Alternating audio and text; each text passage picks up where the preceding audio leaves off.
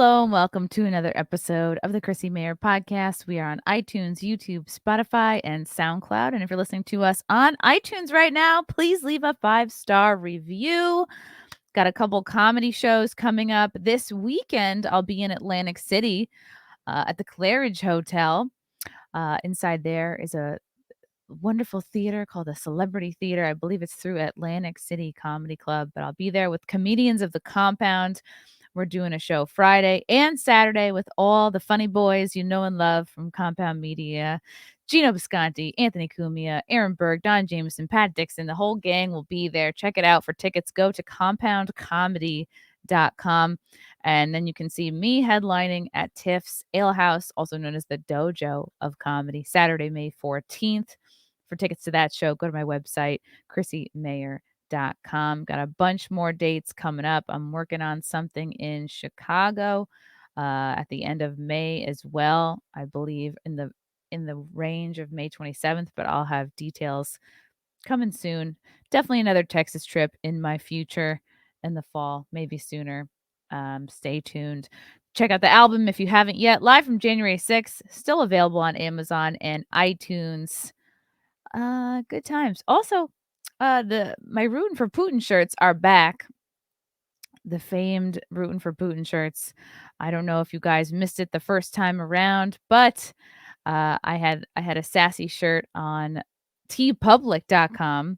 This Rootin' for Putin shirt, they didn't like it. They took it off. So guess what? I took off all my shirts from TeePublic, and now I am so proud to have my shirts hosted on the Flagrant Triggers website. Go to flagranttriggers.com. That's triggers with a T. And you can get the Rootin' for Putin shirt and the Mayor shirt. Classic. Remember the Obama era? Weren't those good times? $27 includes shipping. These shirts are super soft, super nice, and just confuse all your friends this spring with a Rootin' for Putin shirt. Check it out. And we'll be adding new designs every week. So check out the shirts. Quick word from our sponsor, guys. We've seen so many people. You at least know one person that has made money from crypto, and you're probably sitting there thinking like, "Well, I don't know shit about crypto, Chrissy. I'm not a finance person. I'm not smart.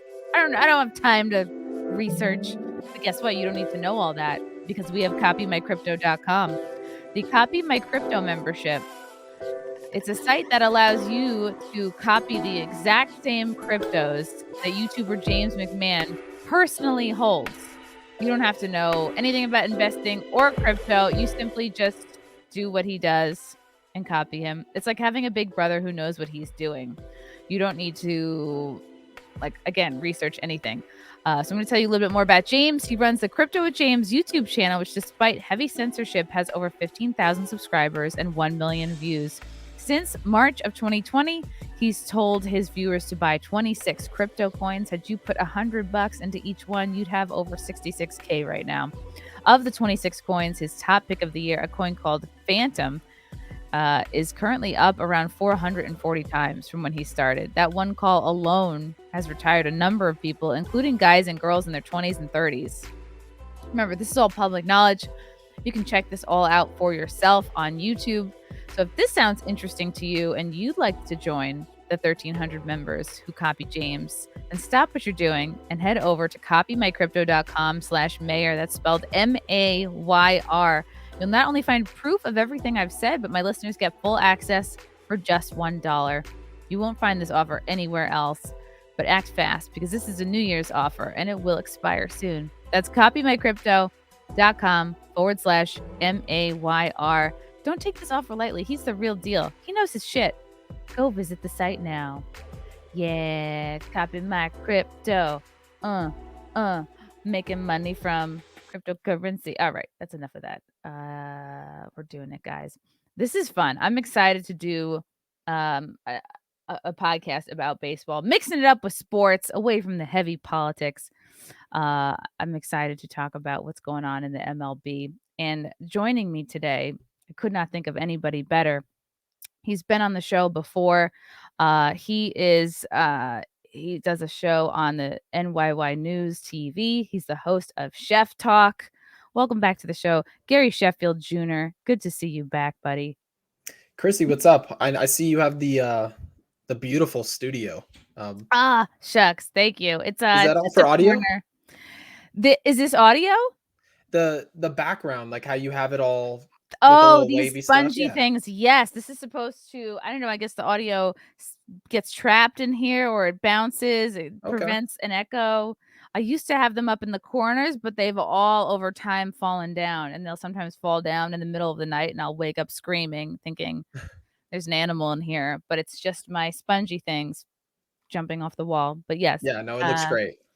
awesome. Thank you. Good to have you back. And of course, joining me, another dear friend who knows a ton about sports. He is a fellow comedian at Compound Media. And yes, you can see him with me this weekend in Atlantic City. The wonderful Geno Bisconte. Hey, hey. Hey, hey, indeed. Good to have you guys. Now, this subject is so interesting to me because it combines the topic of the unvaccinated, which is something I love talking about, and a guy who's basically a been a long time basically staple, I think, in the baseball community. Paul O'Neill, who is unvaccinated, he has to now call into Yankee games. He cannot broadcast from the stadium because of the rules they have at Yankee Stadium against the unvaccinated. So this is when the Yankees opened the season last week against the Sox on the Yes Networks. One of its top analysts, Paul O'Neill, was noticeably absent. So here's a picture of him. They've got a screen of him. Like, clearly it looks nothing like the stadium. He's clearly doing this from a closet or home somewhere, and it looks awkward. And lots of people have noticed. So David Cohn and Michael Kay were in the booth, and Paul O'Neill had to, I guess, Skype in from home. Yes, officially said that O'Neill's work from home setup was because the Yankees legend had family issues, which leads to the question, is that the full reason for O'Neill not traveling to the Bronx? Then why did Yes have him broadcast at all? The larger issue involves O'Neill's COVID-19 vax status. O'Neill is not vaxxed, according to sources. And this looks pretty awkward to me. And I'm wondering, what do you guys think? How long will they keep this up? And it seems like at this point, they've more or less dropped the issue for the players. Why is the double standard sort of continuing on with Paul O'Neill here? I think it's embarrassing, to be honest with you. And this is the funny part about it is you have the fans and NYY News TV, the podcast that we're running. We have an event going on in June, and it's in late June. We have over 140 people already signed up. We're all going unmasked, no problem. All the players don't have to be vaccinated. Why all of a sudden would somebody have the sit-ins to actually cover this game for Yes Network? Why are their rules something different than what's going on at Yankee Stadium? Are they not broadcasting the games inside Yankee Stadium? Like, for what reason would they have different rules than what's going on for the rest of people? And so it's just embarrassing to me, and it really goes to show. And I know in the story there it says that he has family issues. Paul O'Neill doesn't have family issues for why. That's not what's going on. They're about to say he doesn't have family. It's such a joke. And not to mention the fact, if you're gonna BS us, at least set the guy up with a real studio. He's sitting in front of what looks like a net from his grandmother's house. He looks ridiculous. It doesn't look professional at all. This is Yes Network. This is a multi-million-dollar company. You would think at some point they'd set something up for him. I mean, the three of us have a better background than what Paul O'Neill's got going on at Yes Network. And this is a guy who's receiving checks for hundreds of thousands of dollars to do this job. You think at the very most, like, if they're going to be hypocritical morons, they'd at least look professional while they're doing it. Yeah, Geno, it almost seems like they are just punishing him because they can't with the players because they're too valuable and they've kind of lost their case with the players. But also you have to think, or maybe not think, but root for it, since we're sane people, that a guy like Paul O'Neill, who, look at that picture we're looking at, he's the one that we get that these other two guys are the voice of the Yankees all this time. But Paul O'Neill is what gives the fans, the genuine fans of the sport, credibility. They remember when he played for the Yankees during the World Series run in the late 90s and early aughts, as they say. They remember that. So in a way, I think he's like, yeah, I'll do whatever you want me to do, because this is the left falling all over itself. It's like, look, you need me. And I don't care how shitty of a backdrop I have here. It will just underscore the fact that you guys, maybe he wants people to realize that he was, exorcised from the stadium because he's unclean. And it's almost like he's trolling the Yankees and the left and the vaccinated, or not even the vaccinated, because who cares if you're vaxxed or not, but these people that think you need to be vaccinated. Every time he gets in front of that shitty little screen and says, look, I'm the only one whose opinion matters in iota, and they've got me sequestered out here because I'm not vaccinated, because unlike these other two idiots, I'm still in very good health. Maybe I'm wrong, but as a fan of baseball, as a fan of sanity, and I'm not even a Yankees fan, I'm a Phillies guy. That's a nightmare. We'll get to that later, Gary. But I mean, I enjoy watching this in a way. I'm not saying I'm right, but that's what I'm rooting for, if that makes sense. He is pointing out the hypocrisy. He knows it looks ridiculous, and he is there as an example so that people can see just how ridiculous and nonsensical this is. You know what I would love? I would love it if Paul would pull a Kyrie Irving. And obviously Paul has been retired for 15 years or so.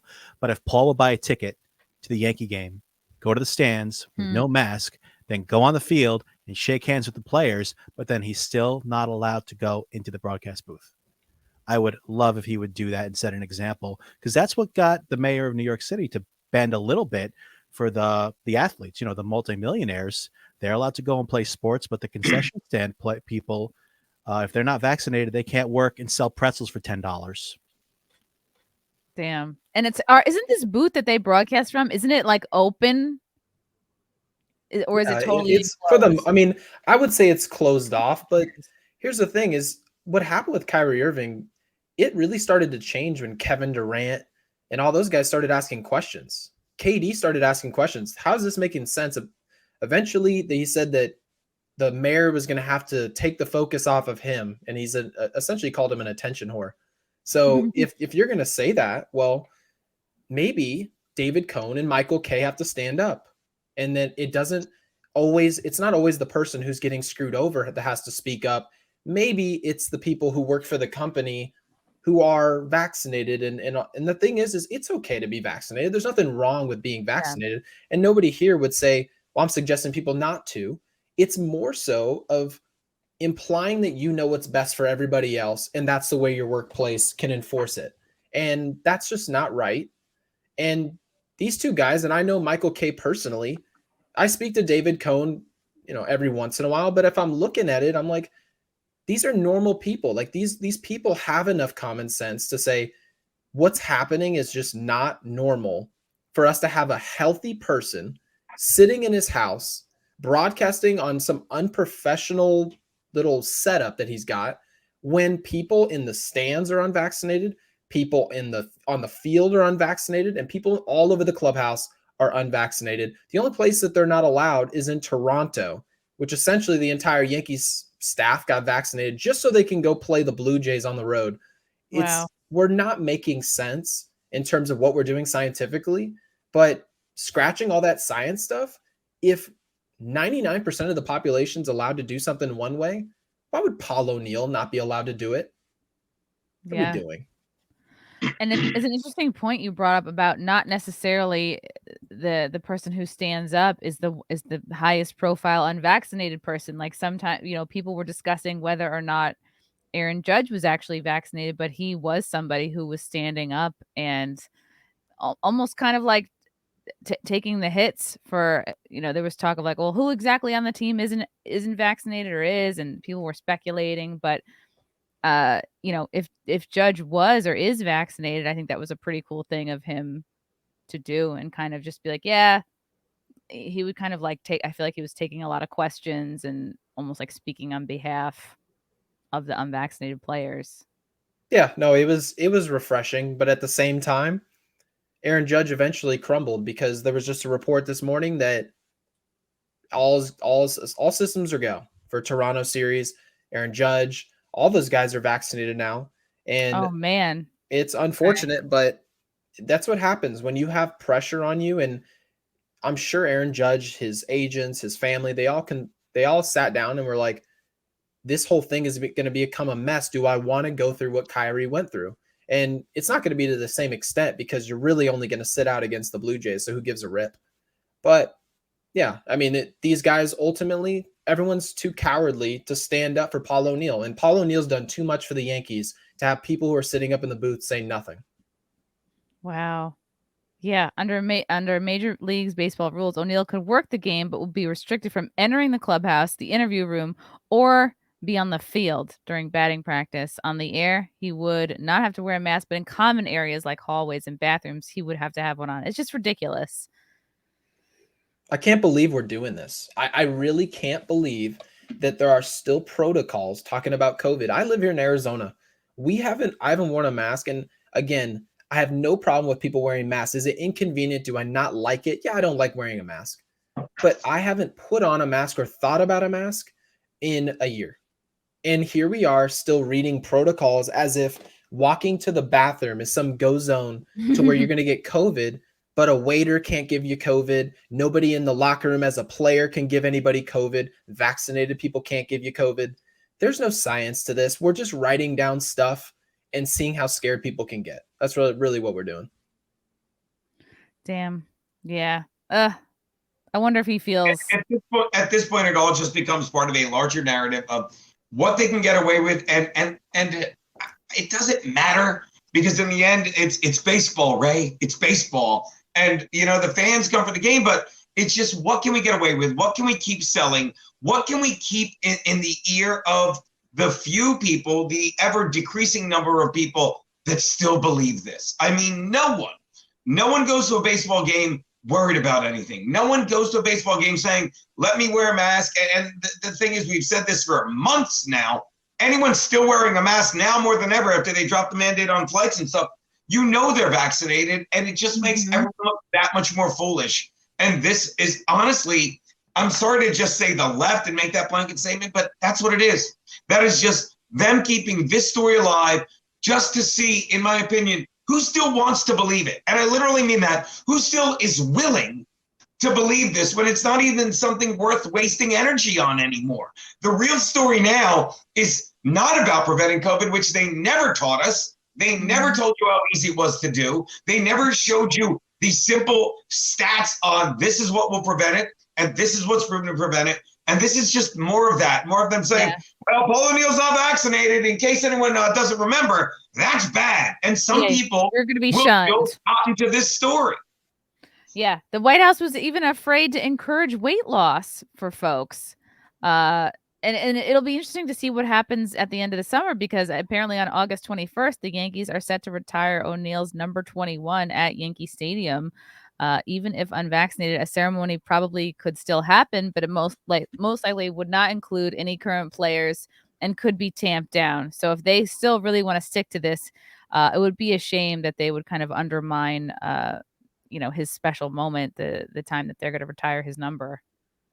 Why didn't you just identify as a fan? On August 21st, you mean to tell me you're going to try to etch him in history all time? My kids' are going to come to Yankee Stadium, see number 21 for Paul O'Neill at Monument Park, and they mean to tell me that Paul O'Neill, if he was just a fan, he'd be allowed on the field. He'd be allowed to sing the national anthem. He'd be allowed to throw out the first pitch. But because he works for Yes Network, they call the shots, and he's not allowed on the field for his own ceremony. I'd tell them to essentially scratch that ceremony until you change the rule. That's what I tell them. Yeah. Rather than try to have it and it sucks, or it's downplayed, or he can't even properly be there. Woo, that's such a shame. It really makes me sad. I hope they drop it. I want to talk about this Aaron Judge contract. Some people think, basically, let me see if I can describe what's going on.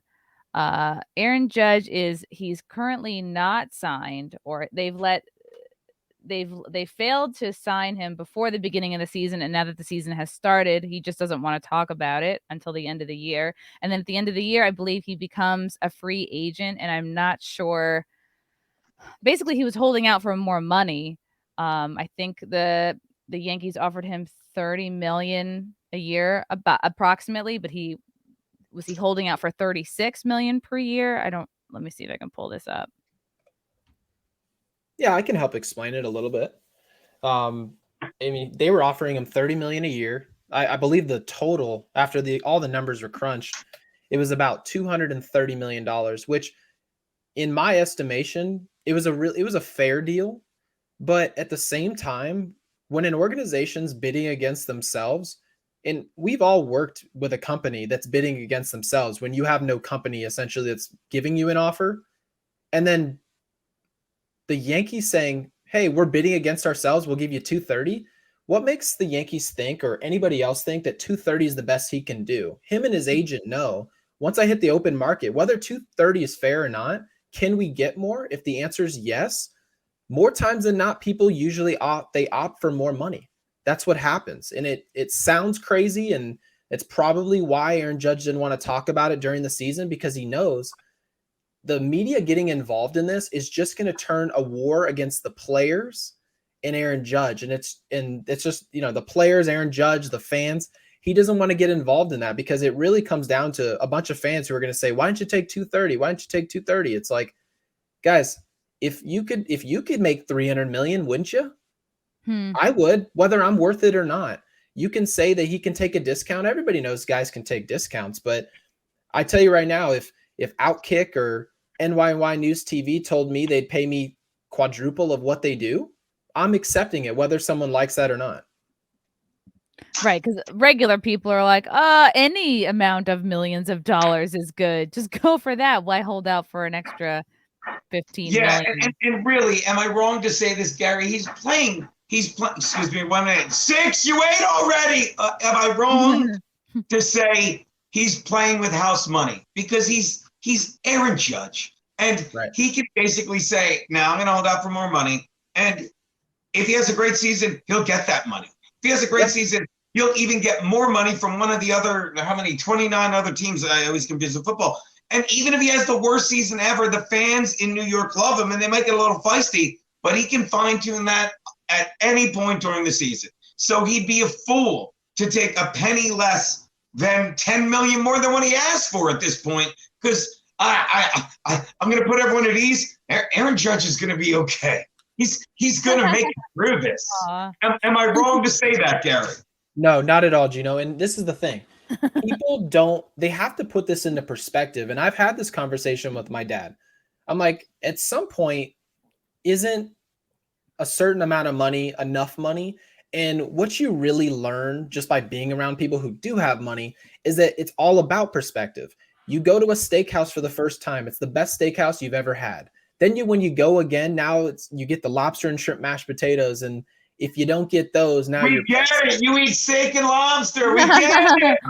Oh, I wish. Please, I've got this blurred background for a reason. You don't want to see it. Oh, no. I didn't mean to rag on your backgrounds. I made you feel bad. No, you're good. But it's like, once you do something for the first time, if you flow private for the first time, the next time you fly coach, you're going to be like, this is ghetto. That's the mentality. And people don't understand that, is that once you get to the point of being rich, you want to find out how to get more money. There's a reason why Shaq and all these other athletes are trying to dabble in Five Guys and all these in the general, all this nonsense, because they want to find new ways to make money. There's always something else that you can do.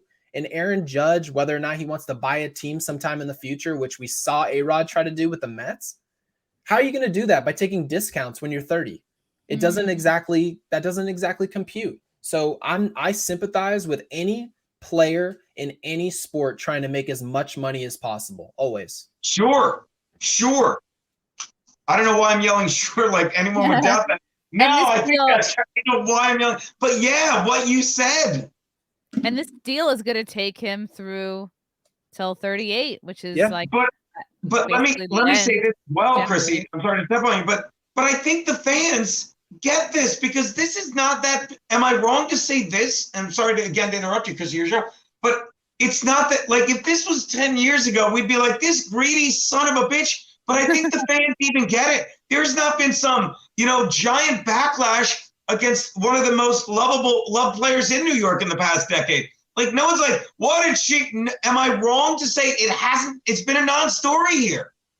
It's not a story. Yeah, it's really not. It's the Yankees super fan maybe that is having a problem with it. But when you're looking at the graph right there on screen, you're looking at Max Scherzer, 43 million, Mike Trout, 37 million, Rendon, 36 million. And not one of those players is as marketable as Aaron Judge. Aaron Judge can walk into an Orange Julius and every single person in the building would know who he was. I like that you said Orange Julius. He's 6'7", 292 You were just having a lobster dinner. Now you're an Orange Julius. I'm worried, kiddo. I'm about to move it to Red Lobster. I love those cheddar biscuits. Oh, they're amazing. But not one of those players on that list is as marketable as Aaron Judge. Some of them are better. Mike Trout, you can make some arguments on those players being better. But Aaron Judge, when he walks in the room, when he's on TV, everybody stops and says, all the kids want to see him. He's the highest selling jersey in baseball. That makes sense. So how are you going to ask him for a discount? You can't. It's almost like, do you think they're trying to like humble him? Is that a thing that like comes into play? They're like, well, I don't know. He's on the younger side. Let's hold out. Like, why do you think they're holding out? They just want him to kind of be like, all right, fuck it. I'll take it. I would say they really want to create this narrative that Aaron Judge is trying to max out his payday and that's a problem for the Yankees. They signed Garrett Cole. Obviously, his contract is looking like a bit of an issue. And they want Yankees fans to look at Aaron Judge and say, well, are you just going to strap our franchise with this monstrosity of a contract? You're just going to put a gun to our head and force us to pay you every penny that you can get? Is that the way you're going to treat us after everything we've done for you? But what people forget is Aaron Judge is doing something for us. He's a player. He's the guy who drove in 2 runs today. It's not the Yankees. It's him. It's the players. So the players who are doing the job, the players who are marketable, stop asking for discounts and all this Groupon BS. This is the New York Yankees and Aaron Judge, the most popular player in the game. Not the best player, the most popular. Get him paid. Get him paid. And you know who agrees? Robinson Cano. He said, this is the only chance he has to get his max. Cano said, he has been great for the city. He deserves to get what he wants. At the end of the day, all these years, he's given a discount to the team. He wants to stay there. He just has to focus and play and hopefully have a great season this year. And he mentions Max Scherzer too. To able to actually have an earning power in free agency is very rare. Scherzer said, when you have the chance to have the hammer and go use it, you want to go use it. It's tough to give that away. Feels like Cano's just talking for himself a little bit there. Because Cano had to go. I mean, Cano got to the point they offered him $200 million and he wanted $240. And wow. I can't sit here and say, well, I wouldn't take $200 million or I'd take $240. More than likely, $40 million just doesn't sound like a big discount when you have all that money, but it seems like the people never do. So if the players never give you a discount, then maybe we should just stop asking and just blow socks off with an offer. You just got to do it. And you wonder, like, oh God, that does seem like a lot of money, but it's like, I'm sure it's like, it costs a lot to upkeep all that, like 7 feet of man. I don't know. The longer I talk, the more I'm going to sound like a creep. I'm just like, he's got to fill out those pants. So what happens if, so what will happen now at the end of the season? The Yankees will have to be like, do they say like, hey, we're sorry, and here's even more for next year? Or now he's kind of loose for anybody to like offer him, basically. I mean, I'm going to go first just because Gary's going to give the right answer. But am I wrong to say I'd be amazed if he didn't sign with the Yankees before the end of the season, before the All-Star break? Like, this is just him, playing a little poker. Or am I wrong? I don't think you're wrong in what he's trying to do. I believe Aaron Judge wants to be on the Yankees, and he knows ultimately he saw what happened with Cano. He went to Seattle. Nobody heard about Robinson. Oh, he vanished. Nobody heard from him. But Aaron Judge knows these things, and plus his agent's not some big agent. He's with a smaller agency. So, and it's very similar to what Cano did with signing with Rock Nation, who was very new, and he went and signed with Seattle. So Aaron Judge is probably looking at this saying, well, I've got to play a little bit of hardball, get their offer to where I know the open market's going to be. He knows the Yankees know where that open market's going to be. And once he gets to the open market, if he gets to free agency, I just don't see him returning to New York, because the offer that you see, which I believe is very fair, 230, 240 million, it's a very fair offer. But at that point, he's going to be looking at 265, 270, maybe even the crosstown New York Mets are going to throw. Steve Cohen's got more money than any other owner. I know the Yankees make more money as a unit, but Steve Cohen makes more money than the Yankees, all of those guys combined. So he can turn around and say, let me throw 280 at Aaron Judge. And if you want to talk about the Mets taking over New York, and you think that they've done it now with their spending, what would happen if Aaron Judge hit the open market and got an offer he couldn't refuse from the Mets? Then what? Not to mention, when the trade deadline rolls around, people will be going for him, right? Because that's when you can, say, look, we'll take the contract and we'll worry about it next year. Like, you know what I mean? Like, it's plausible to believe trade deadline rolls around, somebody that's going for the series this year picks him up, restructures however the hell that works. Good girl, finally. Restructures however that works, and then, worry about 2023 when that rolls around. So it could get really muddy in the upcoming months. But again, there's a lot of money. There's a lot of money in baseball, Gary. I think you know that. And it's another reason it's not like it was 10 years ago, where your grandfather would say, I remember when a baseball player had the same team on the back. He had one team on the back of his card. Yeah, not anymore. Not anymore. I mean, he could go Yankees, Yankees, Yankees, Yankees, White Sox, Yankees, Yankees. You know what I mean? For 3 months. So again, it's a great story. It's a great story for Aaron Judge, because he's a good kid and you root for him to do what's best, but it's not a baseball story like it used to be. Ryan Kinel in the chat. Shout out to Ryan. Baseball's pay scale is so fucked. The fact that so many stud players get massively underpaid on their first contract until free agency, then we get these massive 10-year deals that are tough to live. Live. Couldn't agree more. Up to. Yeah. I think that's tough to live up to. Yeah, up to it. There live it is. Live up to. There we go. There's the end of that. And then I saw this tail end section of the article. This was part of the reasons that top 5 reasons why he should get paid. Yanks play dirty with blackmail. It was reported by Brian Hawk that Brian Cashman said he told Aaron Judge's camp that the $213.5 million contract offer would be announced if they did not strike a deal. That is blackmail. The Yanks knew the average fan would be revolted at Judge turning down the $30 million per year offer, not understanding that a top 5 player should get the top 5 money. It sounds very manipulative. That's the narrative war. And it's not to say it's not smart, because it's going to work. It does work, because the average person sitting there looking, I can't even buy a house. I'm making $45,000 on average a year, barely getting out of the tax bracket. And a player is sitting there unhappy with a $213.5 million extension offer. They're going to be upset. That's the whole point of why Brian Cashman's doing this. He's going to say that he's trying to be transparent. And as the comment said there, the pay scale is garbage. The pay scale is set up to where superstar players are massively underpaid for years on end. They are finally sick of it, because they knew they outperformed their contracts, and they finally get to the years, maybe a year or two before free agency, and their teams want them to take a discount. Really? The players know what they're worth and how many jerseys that Aaron Judge knows what he's selling. I mean, it's not like he doesn't know what he's bringing to the table. So for anybody at the Yankees organization to ask him to take a discount after you're watching your GM really play with blackmail and get a discount on you for the better part of 6 years, 7 seasons, the least you could do is give me the best offer possible. Hey, Garrett, I have a question for you.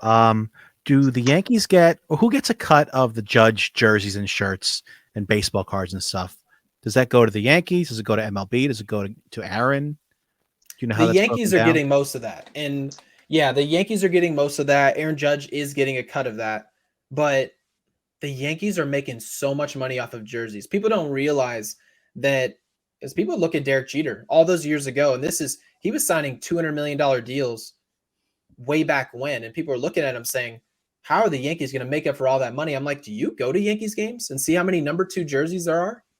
How much money they make that money back? Because people look at, and this is something, and I've spoken to my dad about this. The reason that the total number of contract, 230 million, that's the reason that the owners always lead with that number, is because it sounds like more money. But what people don't do is they don't differentiate how much money you're making per year. Really what Aaron Judge is he's getting a $30 million contract. He's already making 17. You mean to tell me that what Aaron Judge is doing for the Yankees, he's not worth a $14 or $15 million boost to his salary? Of course he is.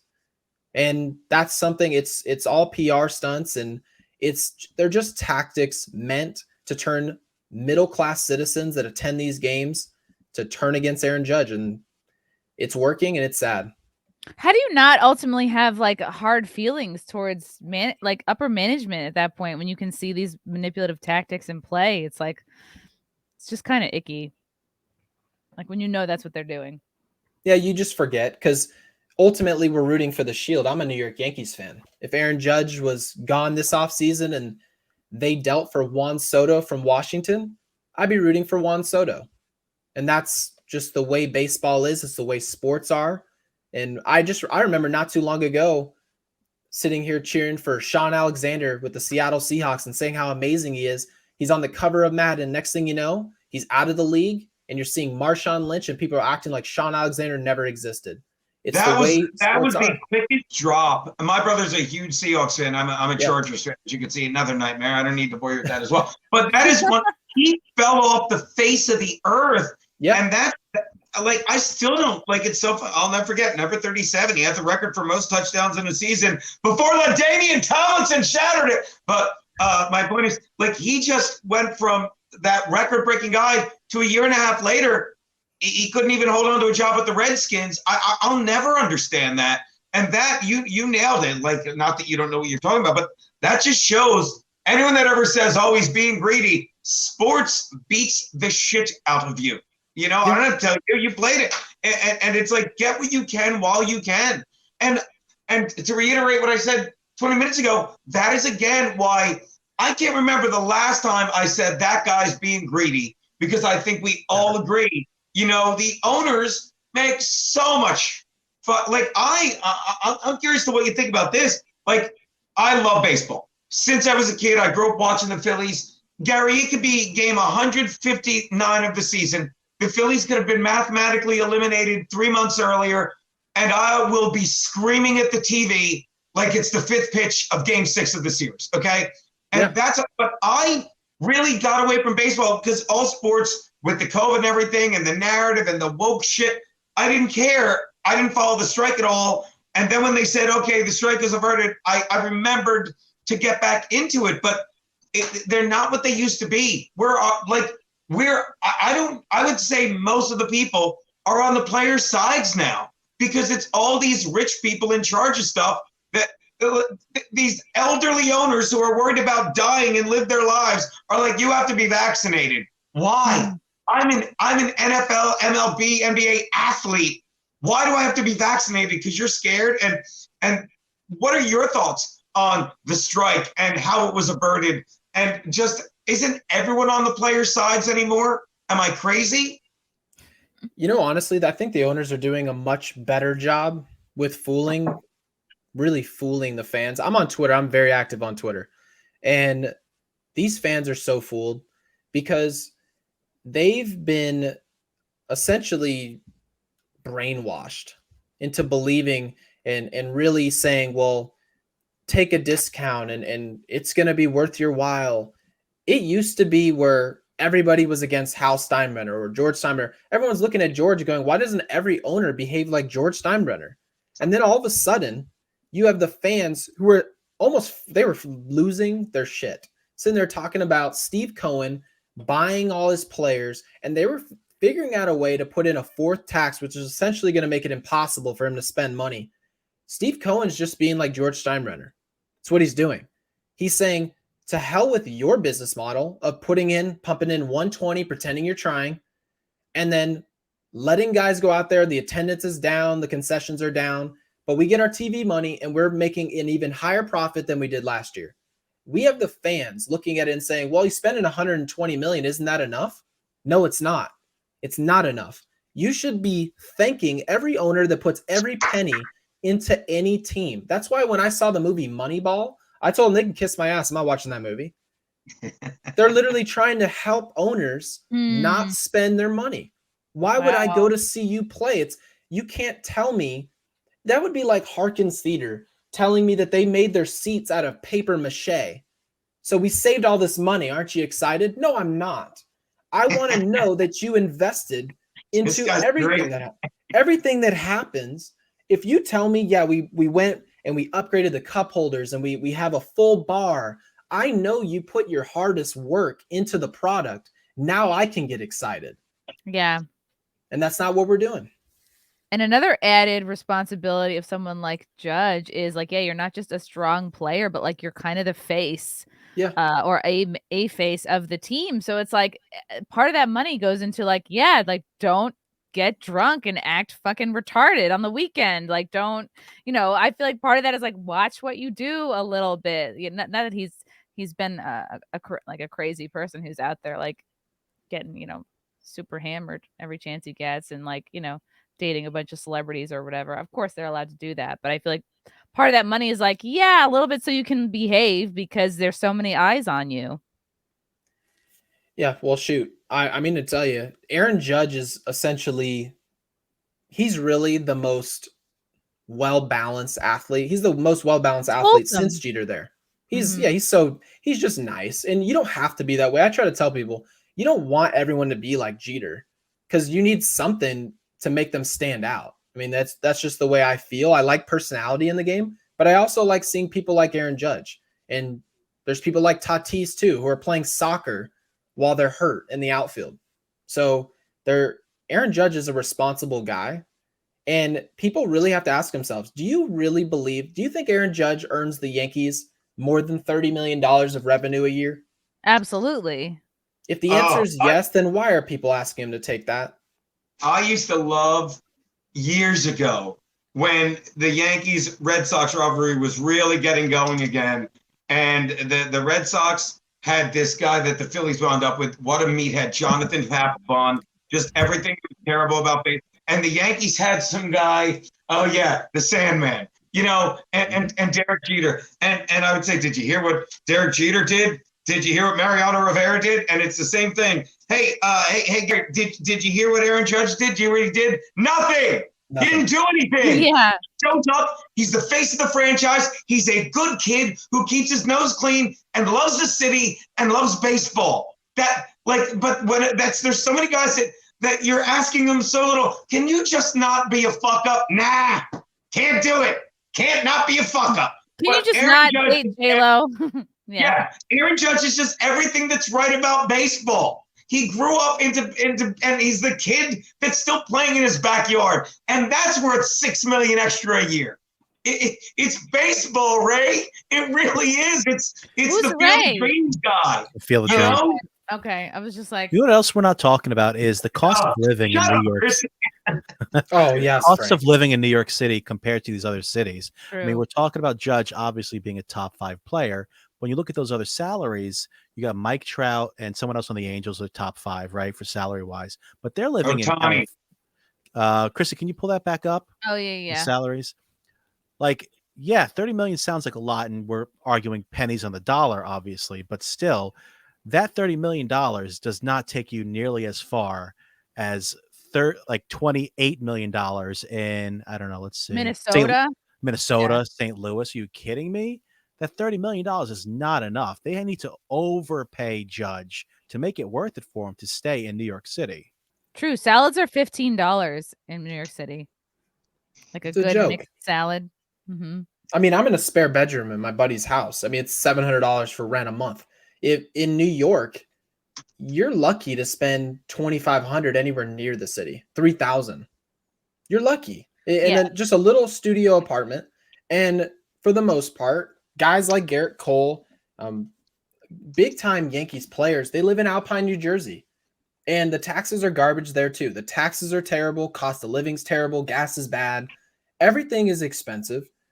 And I'm not here to say boo-hoo, because yes, you can get by. There's no question. I mean, you're still wealthy. But when you're looking at some of those lists, some of those players are leaving with like $10 million a year. Like $10 million a year as spending money after paying for their home and all that. And like you have right there, any of the Florida teams, they pay their players, they don't have to pay hardly anything. They get all that money. So if you're getting a $35 million contract and you play for the Miami Marlins, someone playing for the Yankees needs to make 50 to make that worthwhile. That's what it is. I don't think Aaron Judge wants to live with a 65-year-old woman in Astoria, Queens. Because if he wants to, that's $950 a month. I did that. Yeah, they want you to feel like, they want you to say, well, we're not going to feel bad for him. Well, I'm not asking you to feel bad for him. I'm there to have you understand what it is they're deciding between. Would you rather have more money or less? And that's the conversation. If you're the best player on the team for the most popular team in the history of sports, why would you ask for less money? I mean, what are we doing? Agreed. And Garrett Cole is somebody I wanted to touch on that you mentioned. He is somebody who, Cy Young winner, great pitcher. His performance is a little bit down this season. Some people point towards the he no longer can use his spider tack. This is from CBS Sports. Cole, surely plenty of fantasy players had concerns about making him the number one pitcher off the board after his struggles following the sticky stuff crackdown of last year. What are your guys' thoughts on him? Do you see him picking it up? Or do you feel like he just looks really bad right now? Go ahead, Geno. I mean, ask that again, because I really, what are you asking with that? Garrett Cole, he was somebody who he kind of got caught, I mean, more or less, using, he had like tack or whatever, and then Yeah, what is that? Like, that's what I meant. Like, should I know what? Make fun of me here. It was like, did he keep it? What did he keep it, like on his hat or in his mitt? And he would just go to touch it before each pitch, and then now that he can't use it, or they've cracked down on that, like his performance is a little bit down. Well, I mean, pitchers wear down, and that's something that they can point to, but you'll never be sure. You're as good as your comedy. You're as good as your last set. Pitching, you're as good as your last game. Like Jake Arrieta was a guy that we always thought had one more good season in him, and he just comes out and retires the other day. And you're like, well, what is it? Well, you could say it's this tack thing, which I think you saw my face when you asked a few minutes ago. I don't even know what that is. I didn't know. No. I didn't know that was a thing that you could legally use. So if that's what he's saying, and I think this ties back into what we were saying earlier, and I'd be amazed if you didn't agree. These guys get a lot of money, and we're rooting for them. But if you suddenly forget how to pitch without, like, whatever this stickum is, I don't have an ounce of sympathy for you, and you're gone. I'm being a mean fan. I think I'm like. What's that? Do you guys think that this sort of a thing should be allowed? Like some little bit of assistance is okay? I don't know. I don't see the big deal with it, but I don't know. I'd be like, ultimately, baseball was having a spin issue because hitters weren't able to hit when pitchers were getting a certain amount of RPMs, and RPMs is like really how many times that baseball's spinning on its way to the plate. Well, if a baseball's spinning tighter and tighter, it's going to break even more. And that's where you were seeing an issue with Gerrit Cole. People were noticing spikes in not just his, it was around baseball, just major spikes in spin. And pitchers were starting to dominate the game. And we all saw that. A lot of baseball fans noticed the pitchers were starting to get the best of hitters, even more so than we've seen in years past. So spider tack really is a scorpion killer. It's used as a scorpion killer, and you can put it on your fingers, and I've put it in my hands before. And when I tell you that you can stick a baseball to your hand and have it not move. Wow, it's that strong? You can Jesus. put a baseball on your hand, and this is the thing: is it's about control and I, from what I'm watching from Garrett Cole, he doesn't have an ability to command his fastball. He can't control his pitches the way he used to. He's missing his fastball location. He's throwing a ton of balls when he used to have perfect precision. And that's what made him so great. He had perfect fastball command. And when he had that, that slider gets even better because guys understand that you can consistently hit a certain spot inside the strike zone, and it forces people to take pitches inside the strike zone, chase pitches outside the strike zone. It's literally what pitchers are designed to do. That's your job. And when you give them a product that makes it harder to make that happen, this is what you're seeing. So unfortunately, I don't know whether or not I would want to see Spider Tack permitted in the game and let people use it. But it is amazing to see a guy be the second best. Like, it wasn't close. He was the second best pitcher in the game for multiple years on end. And suddenly, since last July, the exact month that they banned Spider Tack, he has a 5 ERA, an average pitcher. Oh, so you're saying, and forgive me for being so dense and interrupting you again, Chrissie. So you're saying it was legal and it's not anymore? It wasn't something that Major League Baseball was like, yeah, you can go ahead and use Spider Tack. It's like steroids in the 90s and early 2000s. Sure. Major League Baseball wasn't testing for it. It wasn't technically illegal. But at the same time, if you asked them, hey, if I did this, is it cool? They'd say probably not.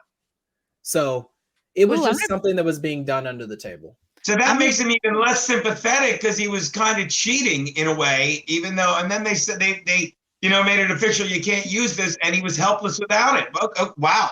That makes me even less. I'm done. I'm bringing in Brian Kinel from RK Outpost, another sports person. That's right. I could not believe you were talking baseball on this channel, especially with Gary here. So that's really cool.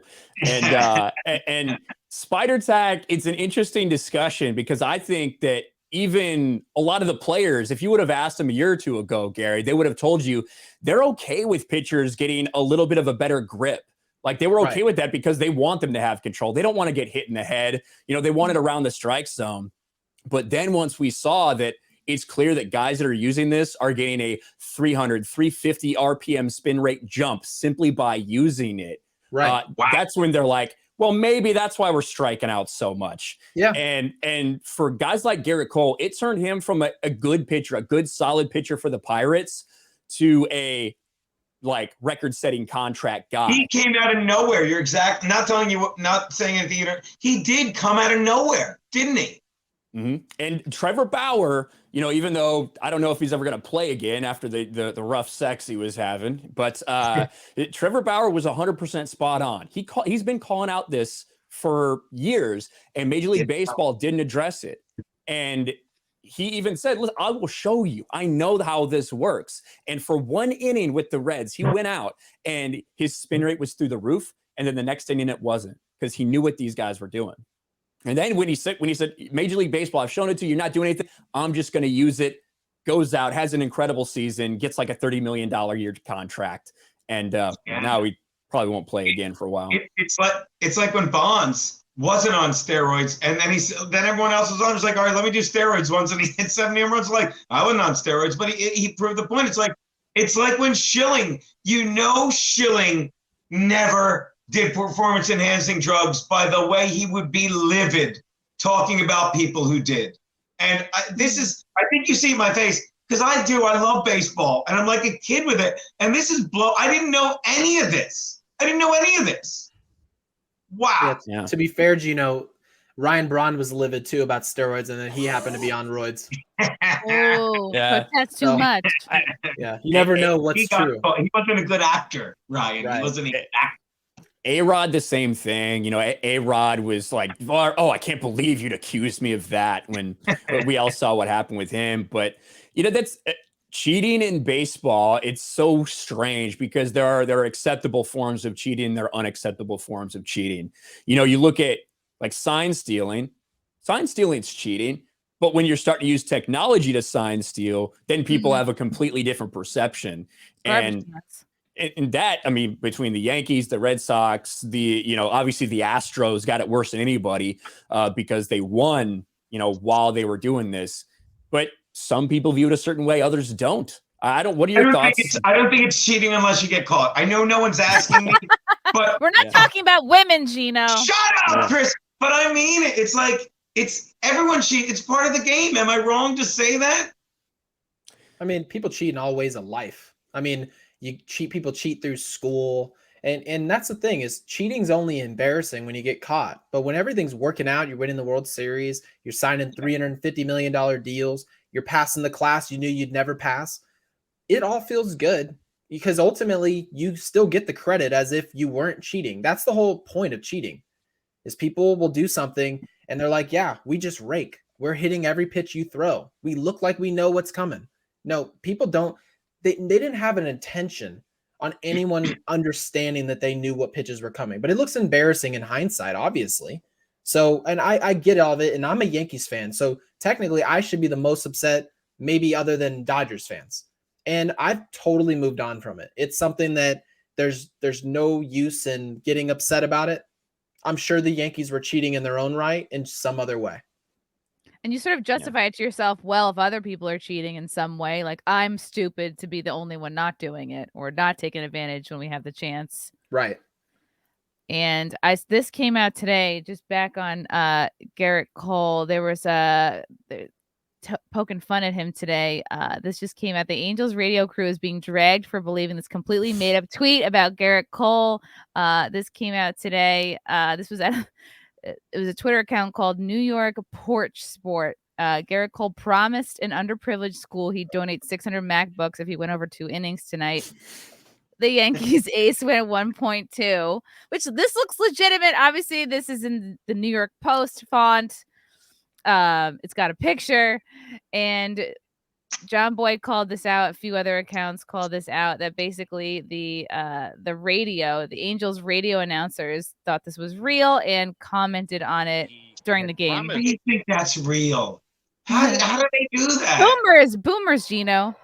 To an underprivileged school in New York before that ball game that he would donate 600 MacBooks if he went 2 innings or more tonight in that ball game. Certainly a nice gesture on his part. He ended up getting taken out of the game going an inning and 2/3. Wow. Oh no. Crew fell for it. I would be less embarrassed if I called Cincinnati the fag capital of the world as an announcer. You understand? Angels and there's radio. a drive deep left field. Angels radio. The announcer that said that. What an idiot. What an arbitrary thing for a pitcher to promise. How the heck did they fall for the porch? That's funny. Well, But I mean, this is a thing that's happening in just media in general, and there are so many people out there. Stephen A. Smith the other day got caught quoting Ballsack Sports. It's literally their name, Ballsack Sports, who's like, their intention is to be a parody. And every once in a while, someone like Skip Bayless or Stephen A. Smith will talk about it like it's real just because they see it and it gets a lot of interaction. But on the flip side of them busting his balls, that's something about baseball that regardless, am I wrong to say, and not even baseball, all sports, as fans, we root for the players, even when they betray us, when we feel like we want them to prove us wrong and be the good guys again. Like I go all the way back to when Giambi first got caught on steroids, and they put him through the ringer here in New York, but they came back around because he owned up to it. Same thing with who was it? Pettit and Clemens both got accused of it. Clemens still calls us idiots and denies it. Pettit immediately said, "I made a mistake. Let me make it up to you." And I'm a Philly guy, but I'm living up, and you root for guys like that because we're human, and we root for these guys, to do the right thing. And that's why when you look at a guy like, Cole, who can't, it's like, no, you brought this on yourself. You got to work your way back. We can't sit here and say it's okay that you can't pitch without StarTAC or whatever that is. StarTAC's a phone from a flip phone from the 90s. You kids are young. You won't know what that is. You won't know what that is. Wait, do you mean Spider Tack? Yeah. Yeah, whatever. I'm never going to remember it again. I never heard of it till 7 minutes ago. I'm an idiot. I shouldn't even be No. People love a redemption story. Yes. Like across all walks of life, whether like whatever it is, they love a redemption story. Even if somebody's the biggest fuck up in the world, if they have a way that they're coming back, and if they humble themselves a little bit, if they just, put their head down and work and come back, that's awesome. People love that shit. So yeah, we're very quick to forgive in baseball, in sports, in general, especially if you do something positive. Now, if you're trash, I'm never gonna fucking forgive you. That's just the way it is. You're dead to me. Yeah. Yeah, the only thing I can't support is poor play. I mean, at this point, when people are sitting there talking about this moral compass that Major League Baseball players or any other athlete's supposed to have, really any celebrity, anybody, I'm like, guys, we're really going to sit here and pretend. I mean, I look at all my friends, each and every one of them, every person that I've ever met has done something where if it was public, I'd be like, oh, they'd be canceled. You mean you just be canceled. And that's the way it is. And everybody lives a life at some point and does something that if anybody else was, or if the Twitter or Instagram was there live to see it, they'd be moaning and complaining about everything you do. So the people that are most like are the people that tell you the least about them. That's why you just got to get caught less. Those are some of the best people that we like in sports today. And when we catch a professional athlete like doing something, cheating, I'm like, guys, we just caught them. Imagine how many people are doing stuff. I mean, realistically, we're talking about steroids in baseball. I'm like, do you know how many people that were on that list, the steroid list, that you guys were acting like this was it when there were people who were doing steroids? There's people who are doing steroids who are in the Hall of Fame right now. Yeah. And nobody gives them any rap. I mean, you can look at him and go, that guy's clearly doing something. And people just ignore it because they're like, well, he didn't get caught. I'm like, then if just getting caught is what gets you upset, then stop getting upset when you do catch people. Silly. And I think people don't want to dig in further because they don't want to taint their memories or what they feel about their favorite players. And people don't like the idea of like, oh, well, then how many other things do we have to take back or look into or dig up? Right. It's kind of like David Ortiz. David Ortiz, his name's popped up before, but he's Big Papi. Everybody loves him, blah, blah, blah. Everybody looks the other way. And the writers who are holding it against these guys like Bonds and Sosa and McGuire and Clemens, no, they had no problem putting David Ortiz in the Hall of Fame. I like David Ortiz. Hey, Papi. See? There you go. I remember when that steroid report came out, and I know this is decades ago, but so funny, you forget. It's like, I thought the same thing, Gary. I'm like, why are you naming, if you can't name them all, you shouldn't name any. And they're like, these are the people who like, I always felt that, and it's off topic. It's just something I remember. It's like, why are they naming the players? These are the ones we know that did it. No, you need to name them all or name none of them. Yeah. I guess I had no point there. You had points, I don't think so. That's like, yeah, it means a lot. It means a lot. I like how Geno just sounds like he's fucking screaming all the time. Like the mic's just down. Voice guy. Geno, I'm going to send you a microphone. Thank you. Means a lot. Means a lot, baby. I'll help you. Okay. I'm going to get your thoughts. Maybe this is like slightly out of order. New MLB rules. Baseball is back, but prepare for some new rules. After a nail-biting 99-day stalemate, the MLB and MLBPA have come to a tentative agreement allowing baseball to begin its 2022 season. So what new rules are reportedly included in the collective bargaining agreement? So the general gameplay rules for the 2022 season, the National League will adopt the designated hitter.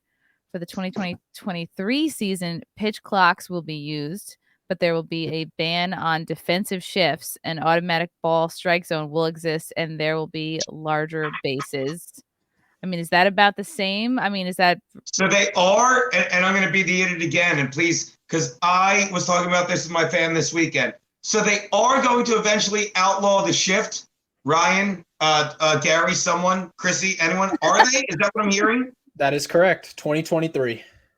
Yeah. How do we feel about this? Because I've always said, and I'll go first so I get out of your way. I always said, like, you got to learn how to hit through the opposite field. But when I heard this, I realized I want the shift going. Thoughts?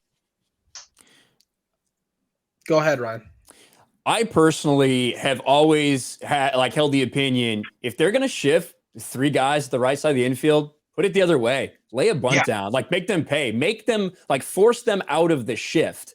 And I think that we've gotten so caught up in analytics and trajectory, launch angle.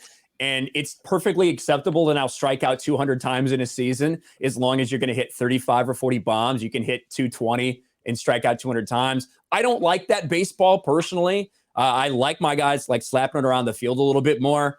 I know that this is what the players wanted, though. So I guess I'm happy they're getting what they wanted. But personally, hey, if they shift it, take advantage of that. It's a whole side of the field open to you. Okay, so my issue is that I agree with Ryan in the beginning, but the issue for me is that the people cutting the checks are the analytics departments who are building these rosters. They're the ones who are figuring out what to pay guys, what a certain guy's wins above replacement is, all this nerdy stuff that determines how much money a guy's going to get paid. Well, getting paid is the most important thing of baseball over winning. So if players are going to be shifting, if you hit the ball the other way and beat the shift, something that's going to go down are a lot of numbers that are important to analytics guys.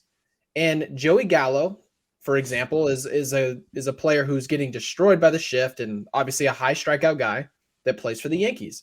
If he started bunting the ball to third base all the time, his slugging percentage would go down. A lot of the numbers that you're seeing on his stat sheet that analytics nerds have essentially vouched for him to get paid $10.5 million, which is what he's getting paid this year. If he was bunting, he wouldn't get getting paid that much money. That's just the mentality of analytics. I totally agree. I would love to see guys making adjustments and beating the shift to focus on winning, but ultimately these players want to focus on what will get them paid. And the shift to me is not necessarily an adjustment by the defense. At this point, everybody's using it just all the time. It's essentially just a deterrent and something in the way of offenses. And if you're going to ask players to do something and you're not going to reward them with money, I can't exactly ask them to do it. So I understand that fanning the shift doesn't really make sense in terms of fairness.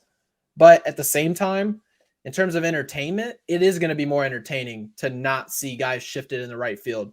And ultimately, from the fans' perspective, I'm not getting a check from the Yankees or Red Sox. So if it's more entertaining and it'll give me more action, more hits, less strikeouts perhaps, I'll take it. So this essentially encourages bunting, the most boring of all ways to hit a baseball. Not so. What it is there's a lot of guys right now who are just pulling the ball. So if you're a right-handed batter, you're pulling the ball hard to the left side of the field. Lefties are the inverse of that. So since so many people are pull heavy, what teams decided to do looking at analytics, they're like, well, why don't we just shift this guy at second base who has a very small chance of actually getting hit this ball? Let's shift him over further to the left to make it that much harder for a ground ball to sneak through or even a line drive. And that has really changed the game over the past decade, I would say. Went from just Joe Madden using it to now literally, like Gary said, everybody uses the shift. And yeah, and you make the joke about it encourages bunting. And as a fan, it doesn't. You wish it did, because there's so many times I scream at Bryce Harper, just bunted from the third baseline and get on, and they don't. But the other logic behind it is, and I'm not telling you anything you don't know, but let me say one thing so it looks like I know what I'm talking about, instead of asking bewildered questions about things that are going on. Gino, you know more than me. Don't feel bad. Barely, sweetie. You're being nice. But they say if you get a guy like Bryce Harper, or I'll say Big Papi, just because I love my new. The second you get a guy like that to bunt, you've won. The second you get Bryce Harper, one of the best hitters in the game, to bunt the ball, you've won. The thing is, they never fucking do, and they hit into the 4 guys that are playing at second base. Yeah, it's really just an oversaturated product right now. It essentially is like ordering a steak and then they're like, here's some steak bites on the side. At some point, you get bored of watching guys try to pull the ball, try to hit home runs, and strike out all the time. I'm cool with seeing maybe 1 or 2 guys in a lineup that strike out 200 times, 190 times. I can get over it. But if 75% of the product that you bring to an offensive table is balls are in play, you're stealing bags, I can get with that. But when I'm watching the New York Yankees, for example, that's my team. I'm seeing last year's team of Luke Voigt, Aaron Judge, Giancarlo Stanton. How many players can you possibly have on one team trying to do the same thing? Yeah. And I understand, and I totally get and sympathize with Ryan's point of you got to make an adjustment. But the reason that the rosters are built with a bunch of Mark McGuires is because they figure the best way really for us to score over the shift is just to hit the ball over their head. And it's really boring. Like, it's really boring. I can't ask young people to watch that. And I get the rule change, like I do. So I sympathize with both sides. Yeah, I know that I always like my balls in play. I am like, I am a fucking stick in the mud, right? That's what I am. Like, I see the DH in the NL and I get pissed off because I'm the dude who loves that. I'm a Cubs fan. I've been a Cubs fan my entire life. Miserable until 2016. So that was nice. But like, seeing Jake Arrieta. Hey, on behalf of thanks for Kyle Schwarber, asshole. I'm sorry. Go on, Ryan. I'm sorry. But seeing Jake Arrieta in 2015, 16, 17, like grab the bat and be effective as a pitcher. I love that because that is like such an advantage for a team, like having a pitcher that can actually handle the bat. We've seen a couple pitchers throughout the years. Obviously, Madison Bumgarner loves to be able to pick up and hit, and Zach Greinke, famously, who's a really weird dude. Zach Greinke is like a weird mental guy, and he's kind of a freaky athletic guy as well. But he's somebody who loves to swing the bat. I will miss that, and I know Kurt I'm in the minority. Was arguably the best bunter in all of baseball. Am I right? It was pretty good. To me, I like the outlier pitcher that could hit. I mean, there's no question. Seeing Madison Bumgarner step up to the plate. Seeing guys who really could handle the bat. Zach Greinke, to me, was the best hitter that I've ever seen who pitched. He was incredible. The dude would have been a big leaguer if he was a position player. It's incredible. But to me, I'm sure Major League Baseball was looking at it from a pure entertainment value. Is that happening enough to where that's something we should stick in the National League? And ultimately, pitching in the National League has been a huge advantage in terms of contracts and what type of money you're going to get, because if you get to pitch to the 8-hitter and a dude who looks like from the Make-A-Wish program is hitting 9th because he's a pitcher who doesn't want to hit, you can just pitch around the 8-hitter and then get the guy who's not even trying. So I get the competitive advantage for maybe a Bumgarner who's like, well, I can swing and they've got an automatic out. But I did love seeing David Ortiz and a lot of those guys, and the feeling of a DH being in the middle of the lineup. The lineup feels alive, if that makes sense. 100%. And I get that. And I understand that I'm in the minority, and that's why eventually like this had to happen. It was kind of inevitable. But yeah, it's just interesting. And baseball is doing that. Baseball has been trying to make so many decisions over the past decade to expand their audience. And people will try to say baseball's dead. Baseball's dead. Baseball's still making a lot of money. That's why these guys are getting these massive, massive deals. Baseball's not dead. But, they are having a difficult time reaching a younger demographic. So they're doing things like pitch clock, trying to speed the game up, limiting how many relievers you can bring into a game and how many mound visits. And I think some of those things were good. And I think some of them were overcorrections for sure. Why don't they just get on TikTok? They want a younger audience. But they're chasing after, like, you can't change the game for the society we're becoming. And you said it perfectly. They're trying to Chrissie, I think that they're trying to TikTok up baseball when the bottom line is, look, I love football. I love watching it. I love watching the Sixers, but I don't want to go to a football. I want to watch football at a bar or basketball at home. I want to go with fucking, Ryan, the four of us will go to a fucking Phillies-Mets game, the Phillies-Cubs game. We'll sit in the bleachers. We'll have a beer. We'll talk about whether they're pitching around this guy and why they got rid of the DH and it's the great American pastime. I'm not getting money from, but that's the beauty of baseball. And they're never going to be able to change the game to make it likable to people like all of us now that are just, we're short-term memoried. I can't read a book anymore. Not everyone should like it. Not everyone. But Geno, one thing though, some things that are better for the entertainment value are not always meant to be changed. And there's certain things about certain sports that you just don't touch, even if it would be better for for the younger fans or whoever you're trying to bring in. And golf's a pretty good example of that. Golf has talked about it for the last couple of years. Why don't we let Tiger Woods, and he's having a bad back, some of these players are dealing with injuries. What if we gave him a golf cart? That would speed it up, put a mic in there, maybe we could listen to him talk. And golf said no. And they knew, yes, this might be better for the entertainment value, but we want to keep the game of golf true. We want to make players walk. And there's some things that you have to force society to adjust to you. And it seems like baseball's trying to just basically throwing their hands up and going, our game sucks. It's old. It's boring. And what can we do to make it more lively? It's like at some point you have to say our product's pretty cool. So come watch our product. Let's figure out a way to get them to the yard, whether we make it cheaper, we find new ways to get kids to the game. I always said kids under 12 or 10 years old get in free. And I don't know. It could be the worst idea in the world, but I'm trying. I'm sure, we're trying to figure out new ways to get young fans in there. Well, I think you're spot on there, Gary, because butts in seats are the thing that you need, because every kid that comes in there is going to end up begging their mom and dad to buy a jersey or buy a hat or a hot dog or a soda or whatever. Or a beer. Yeah, exactly. So like I do think that is a good way to get like younger people involved in it. But you're right. At some point you have to stand on your product. This is baseball. It will always be baseball, and try to market the people that you have. You've got your Fernando Tatis Juniors. Like that dude is electric. I lived in San Diego when I was stationed there for 4.5 years and was a Padres season ticket holder when I was there. So I got to see him, at the Futures game at Petco Park against, I think, the Texas Rangers Futures team. And you knew like immediately that he was next level.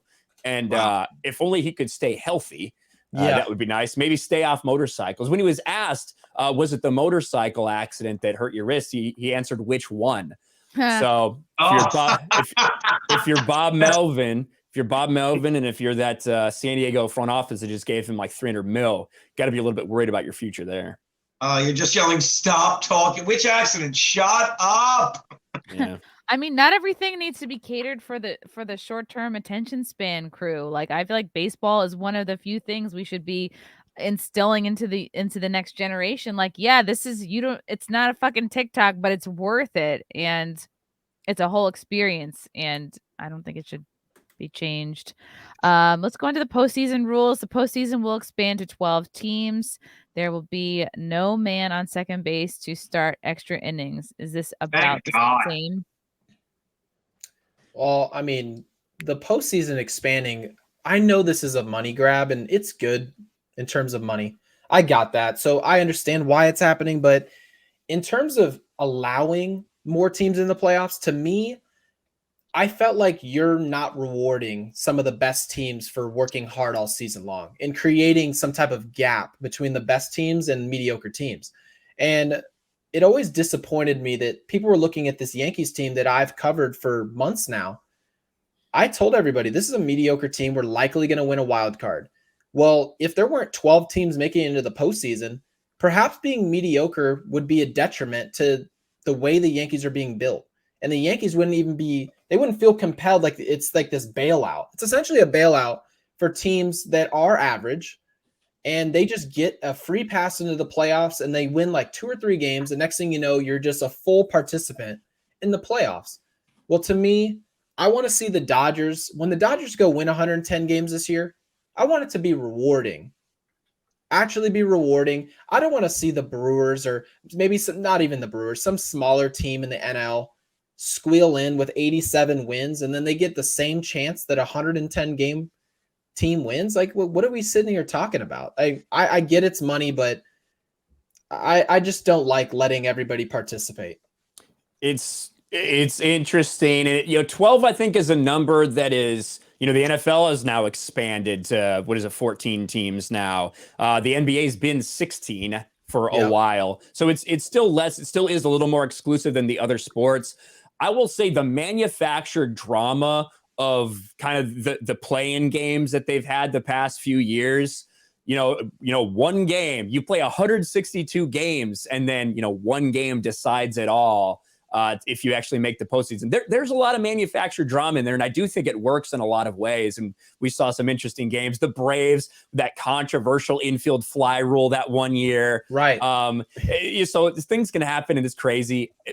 The baseball, to me, you can have these teams that get in the postseason, and all it takes is two pitchers to kind of get going and catch fire. You saw with the Washington Nationals what they were able to do a couple years ago. Yep. Even though they didn't play the greatest during the regular season, they just went on a run.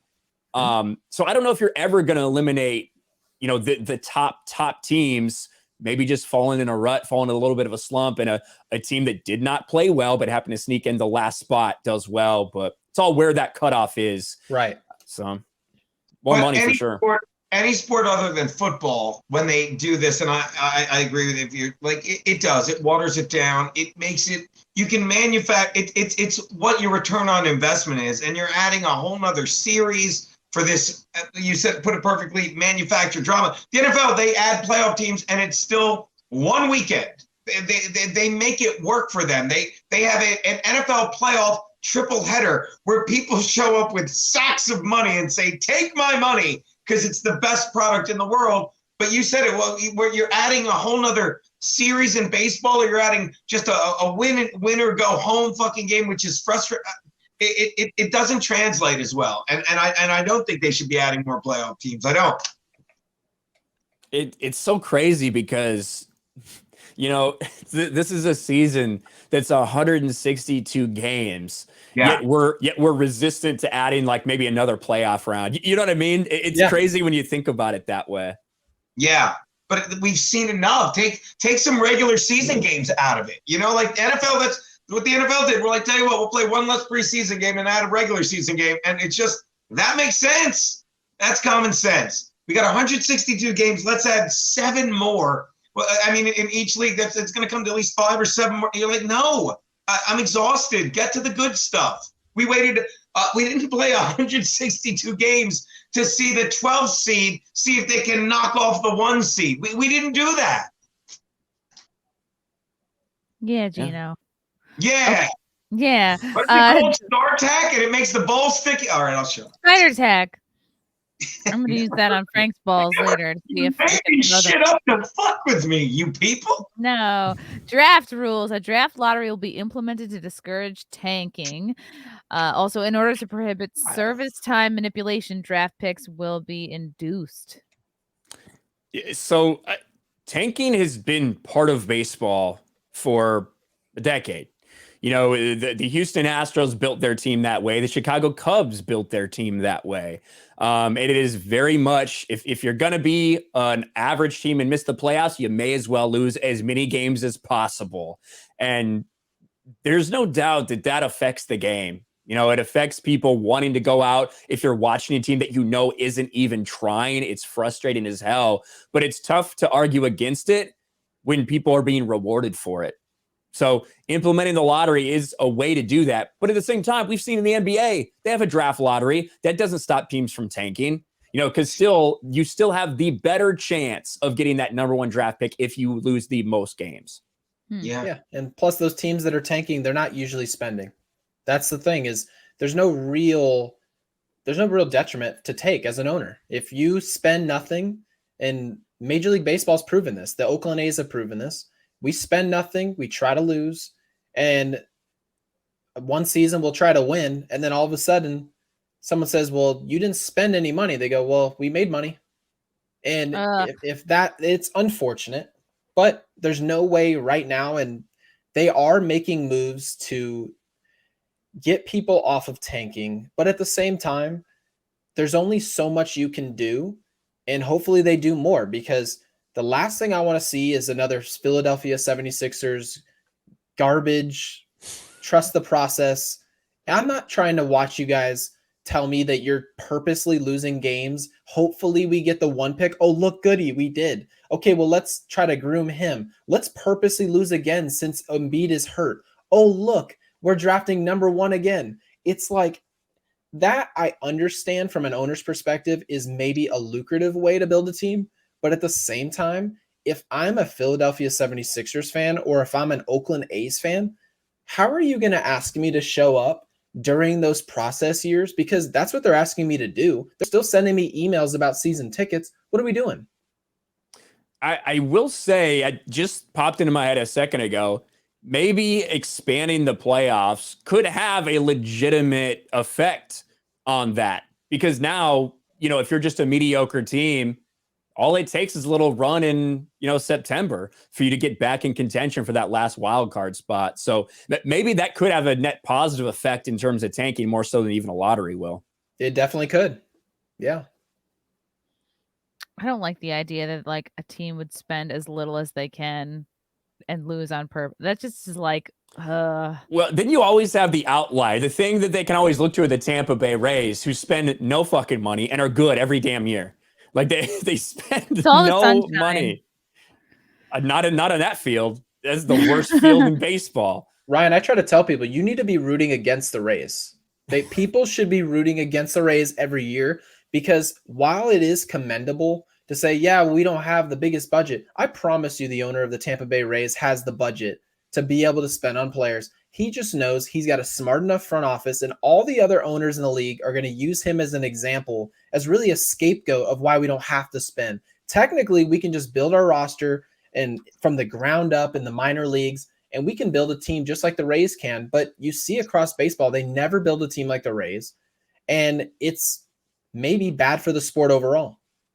Well, it's bullshit, because without revenue sharing, there's no way that teams like the Rays would be able to do this. So teams like your Yankees are literally funding the Tampa Bay Rays. They're allowing them to do that. Yep. And like for people who don't understand, every jersey that's sold on MLBshop.com, and it doesn't matter if you're buying an Aaron Judge jersey, that revenue is getting split between all baseball teams. Right. Now, if you sell a jersey in Yankee Stadium, that money goes to the Yankees. But if you're buying it at Foot Locker or Dick's Sporting Goods, like whatever, like all of those type of proceeds, that's getting split between everybody.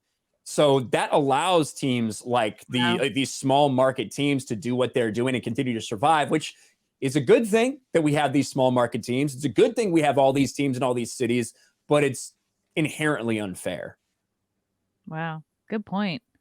For other rules implemented for the first time, player uniforms will feature advertising, including patches on jerseys and decals on batting helmets. It's pronounced advertisements. You have to say like 1950s ball player. Advertisements. They're going to have advertisements. The number of times a player can be optioned to the minor leagues in one season will be limited, and the 2023 schedule will be more balanced, as teams will play at least one series against every opponent in both leagues. I don't like the advertising thing. I don't know. I'm okay with it. They did it finally in the NBA, and it wasn't obtrusive. These people don't look like NASCAR racers or anything. Yeah, that's what I don't want. It's not on the jerseys anymore, and I'm sorry to cut you off, Kyle, but am I wrong? It's like I'm watching the NBA playoffs, and they literally superimposed graphics on the floor for advertising, which is so. It just annoys me. Like I liked when they started putting advertisements on back on the wall on baseball fields. I like that, and I don't mind it on jerseys like I thought I would, but it's all this other obnoxious stuff that they're just finding ways to put everywhere. Like it's cute if you watch basketball. You ever see they have like advertisements on the top of the backboard? I mean, the very top strip of the backboard. So they show you an occasional view of the ball, and you can see like a State Farm ad. That's cute, but it's not on the uniforms that drive me nuts anymore. It's just the ways they're just jamming it down your throat and putting it everywhere. Honestly, I can get over it. I can get over some of the advertisements, and I just say all of it. And I'm not here to say I like it, because I don't I don't like seeing a Nike swoosh on the Yankees jersey. But you know what? The part that I have a problem with is the fact that the owners are taking all these cuts of these jerseys and these advertisements, and they want us to be perfectly fine with all these ways that they can just make this whole thing a cash cow experience. And then they're going to turn around and offer Aaron Judge $30 million and be like, why would you want 35 when we know that's what you can get, but why wouldn't you take 30? Why would he take a penny less? Why would he take a penny less when you're allowed to just milk every last dollar out of this experience? I don't get it. You don't deserve to wear the Yankee pinstripes with the Bob Discounts Furniture ad on the sleeve. You don't deserve it. It's ridiculous. Especially in baseball where you don't have a limit to spending. It's not like the NFL where, Tom Brady taking 25 instead of 30 million can legitimately have a huge improvement on the team. Right. Because then you get some flexibility. Where Yankees are going to be above the cap hit anyway. They're going to be in the luxury tax anyway. So yeah, there's really no incentive not to. And the owners, I was really frustrated with the owners during the lockout. And of course, everyone's going to be frustrated with the players to some extent too, because they want to see that. But it's very difficult for people to have sympathy for millionaires who are fighting with billionaires. It's always going to be tough for that to happen, for people to really be on the player's side when it's framed by the owners and the media as kind of the player's fault. But I said it earlier in the chat with, how screwed up the pay scale is for players' first 7 years in the league. And then you add into the fact that you can have a Chris Bryant situation, like we saw in 2015, where, we know you're ready. We know you're probably going to be like the best player on this team. We just don't want to pull you up. We just don't think you're quite ready. And then 2 weeks in, you call him up because you can get an extra year of service time out of the dude. And Jay did the same thing with Vladdy Jr. And he's such a fun kid to watch. Am I right? Yeah. I like Vlad Jr. is awesome to watch. He's a big dude though. He's a big dude for a young kid. So I hope he's able to keep the weight off, but we'll see. Yeah. And I think baseball is still like that. I would argue, and I'm asking, more than any other sport. Like I love football. I love the Chargers. I could watch them all day, drive me insane. And I love Joel Embiid and the Sixers. But there are guys that just no matter what team they're on, you want to watch them. You want to watch Mike Trout. You want to watch Vladdy Jr. You want to watch these kids, and they're just not bigger than the game, but they are so good for the game. Hey, why does Geno keep calling Ryan Kyle? I don't fucking know. I like it. He seems like a Kyle. I don't know if it was an inside joke that I missed for 5 minutes. No, your last name is Kyler or something. I just Kinel. I just assume Geno's done so many fucking drugs that you can't remember anything at this point. Ryan, I think your porn name. In my defense, I do a show called In Hot Water on Compound Media, and for the second straight year on 420, and I don't get high. Chris will tell you. Oh, you got high today. Huge hit. I've been off all day. I really have. That explains it. Although I think Kyle Rimmer is a great porn name for you, Ryan. Look, at least I keep getting Hank Aaron Jr.'s name right. That's the important thing. Wow. Thanks for getting that, buddy. Oh man, that's awesome. Yeah. Well, and Garrett, I love the work that you've been doing with Outkick over the past couple of years and stuff, man. And just like shooting straight and calling it the way it is. Like, really appreciate that. We have I run a sports channel for geeks and gamers. It's called Sports Wars. And that's kind of what we've been doing these past 3 years too. Just shooting it straight and talking about stuff the media is not willing to talk about. And obviously there's been a lot of that going on over the past few years. Yeah, I can tell you right now, being on camera and talking on the mic, it's just so much better. Because with Outkick, I'm writing, so I don't know, it's a little boring. I'm not very good at writing. I feel like I have good ideas and I'm able to push the envelope with my words, but at the same time, I don't know. To me, writing, I was always terrible. English 101, 151, all that stuff. I was terrible. So I kind of knew. I'm like, how do I even structure these sentences? And I'm just like, you know what? Who cares? Now I just write. I just say ideas, and they look like tweets. Well, yeah, and I think that's the thing, though, and that's really what I think most people are looking for. We talked about how we want to consume things quickly nowadays, anyway. Right. People want to see the headline, get intrigued by what it is, and then just get to it. People don't want to read 2 paragraphs worth of this flourish presentation just to find out what guy punched somebody last night in a bases clearing or at a dugout clearing brawl. We just want to get to it. So I think there's a lot of people that just appreciate normal people writing stuff. Because I feel like all my coworkers are not normal. Like, they're all way smarter than me. They're like, did you mean this word? I'm like, dude, I don't even know where to put how to spell there. Gary, if you're looking for less smart, Gary, you're in the right place. Yeah. I don't know. I would argue struggling to spell. We need voices like yours now more than ever, because they are using, you said it perfectly, you know, that we need people that can just talk in common sense fashion, like a guy we're hanging out at a bar with, you know what I mean? And more than ever, and Ryan, I'm sure you'll agree, I really do apologize about the name thing, but I'm sure you'll agree that they have been using sports to push this woke bullshit narrative. They used it for COVID. They used it, like I used to write for terrestrial radio, and I got fired because I just wouldn't.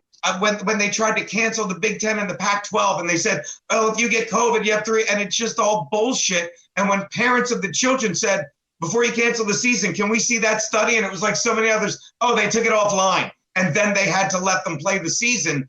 And we need voices like just regular people who we respect, Gary, and just talk to us like regular people and don't have this talking down, arrogant bias. I took ESPN off my phone. It was glorious. It was glorious. I get all my news from the Score app and Yahoo Sports, because I can't listen to their woke bullshit anymore or see billboards and I love women. They're amazing. I can't wait to let the next one come into my life and ruin it. But don't sit there and have a billboard on 34th Street over Madison Square Garden telling us women's sports are going to eclipse men's, because they're not. I hope they're not. Yeah, it's a joke. I'm not. This is the thing, is I'm not this person who wants everybody to like indoctrinate somebody and think the way I do. To me, I just miss sparring, and we just don't do that anymore. And I'll write an article and it'll catch whatever, and all of a sudden someone at CNN will just be like, "Can you believe what this prick wrote?" I'm like, do you guys even spend any time around somebody you disagree with at all? It's just a bunch of people just echoing the same garbage over and over again. And it's like, I really wish that I could listen to the most liberal person you can, like a Trevor Noah at ESPN, and then all of a sudden you can have a person like me standing right next to him, and that'd be fine. But at this point, it's not like that. Now it's, well, what if we put Trevor Noah in this room, and if we put two guys pretty alike to him, we're not going to have any problems. And that's what you're doing. You're just oversaturating media with like-minded people. And ultimately, you don't get any real thoughts. And everybody who's really telling you what they think is like on a golf course somewhere. That sucks. Yeah, I think that what we've seen over the past decade is the slow decline of traditional media. It doesn't matter whether it's CNN or ESPN. And you're seeing this rise in alternative media at like Barstool Sports. You know, they're not like the political, like, whoa, they're not calling like that stuff out necessarily, but it was a change. And I think Barstool Sports and the formula they used, they realized there's such a big market for normal people talking like normal people, shooting the shit like normal people, busting balls like normal people. That's reality. It's not this completely manipulated, engineered, 45-second hit for you, 45-second hit for you around the horn. And so that's why so many people are turning to YouTube, are turning to, you know, sites like Outkick, turning to podcasts just to get that again, because they've lost that. And accessibility is so easy. And we're able to step right in and fill the void with very little overhead. Yeah, Ryan, no one was cool. Like at this point, no one was cool. Like you turn on, I remember I used to want to work for ESPN. I used to want to put on a suit and deliver the news. Now I look at that job and I'm like, they could offer it to me right now. I tell them no, because that job at this point, you're not really, I thought they were giving us the real personalities other than Stuart Scott and maybe 2 or 3 other guys I can name. You don't really get what that person really thinks. They're reading a teleprompter and they're not allowed to stray one way or the other. If they see something on COVID, they can't say anything. If they see something on a player being traded, they don't really get to mention what they think about it. And to actually have all these programs, you can fire up a StreamYard and you get to be yourself and just hang out and really show off personality. Like this is the best form of media. I don't know why anybody's watching ESPN. Even I don't watch even Fox News anymore. I don't watch any of that garbage. To me, I'm bored of having people agree with me 100% of the time and just disagreeing with me 100% of the time. I want people to just listen to just tell me what they really think. And if I disagree with it, like Joe Rogan does, Joe Rogan tells me things all the time I disagree on, and I walk away unoffended.